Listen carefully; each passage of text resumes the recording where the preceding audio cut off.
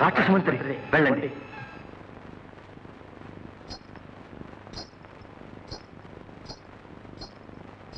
రాక్షస మంత్రి భలే గట్టిగుళ్ళే. ఏదో పరీక్షించడానికే పంపుంటాడు, మనం జాగ్రత్తగా ఉండాలా. పద.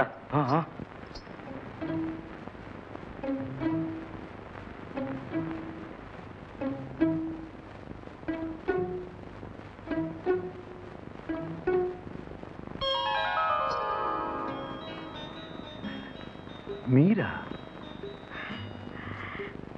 మీరు మహావీరులు. ఆత్మరక్షణ కోసం ఇది స్వీకరించింది.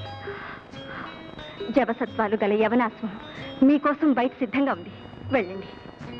ముందు మీరెవరో నేను తెలుసుకోవాలి. చెప్పినానుగా ఆశను.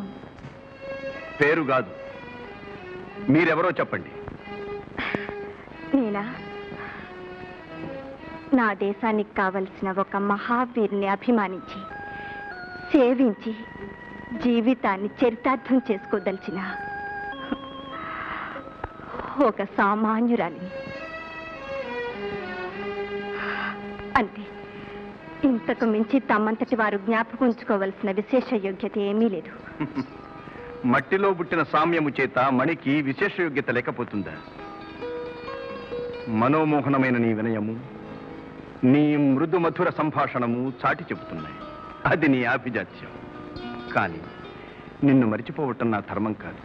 కాబట్టి నీ వైనం అవన్నీ ఇప్పుడు కాదు. క్షణం ఆలస్యం కారాదు. తెల్లవారితే మహారాజు తీర్పు ఘోరంగా ఉంటుంది. తప్పించుకు వెళ్ళిపోండి. ఇలా నీ వంటి ఒక అబల సాయంతో పారిపోవటం నాకు తలవంపు కాదా? అయ్యయ్యో, మీరు మీ వీరధర్మం ఏమిటండి? కాస్త ఆపధర్మంలో ఆలోచించండి. మా దేశ సౌభాగ్యం కోసం ఎలాగో మీరు క్షేమంగా ఉండాలి. మీ వంటి వీర పురుషులు అరుదుగా జన్మిస్తారు. ఇటువంటి అనర్ఘరత్నాన్ని అశ్రద్ధగా జారవిడ్చుకునే స్తోమత మా దేశానికి లేదు. ఏమండి? Hi hi hi. ఆవేశంలో వివశురాలవుతున్నావు. నీ అభిమానము, అనురాగము, ఉత్సాహము నన్ను పులకరింపజేస్తున్నాయి. ఒక్కొక్క పలుకు ఒక్కొక్క దేశాన్ని జయించగల శక్తిని నాలో విజృంభింపజేస్తున్నాయి. అక్షరలక్షలన్నట్లు మాటకొక రాజ్యం చొప్పున ఈ సమస్త రాజ్యాన్ని నీకు బహుమానం చెయ్యాలి. కానీ ఏనాటికైనా ఆసేతు హిమాచల పర్యంత భారతావనికి నేను సమ్రాట్టును కాకపోను. అప్పుడు చూస్తాను.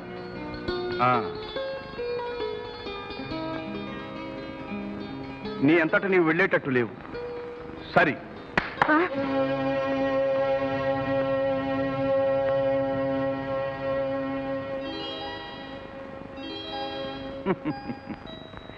ఆశ నెరవేరనందుకు విచారించకు.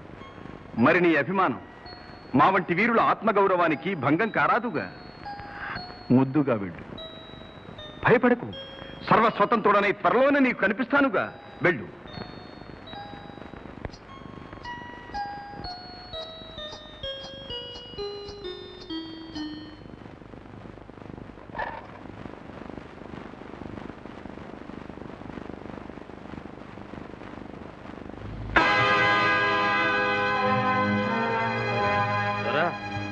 మాటున మీ ఆనవాలతో ఓ చిన్నదొచ్చింది.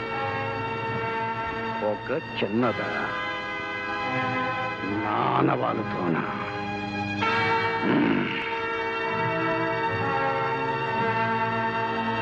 సన్నజాజి పక్క మీద సంకురాత్రి, మొగుడు పెళ్ళాలుగా మొదటి రాత్రి,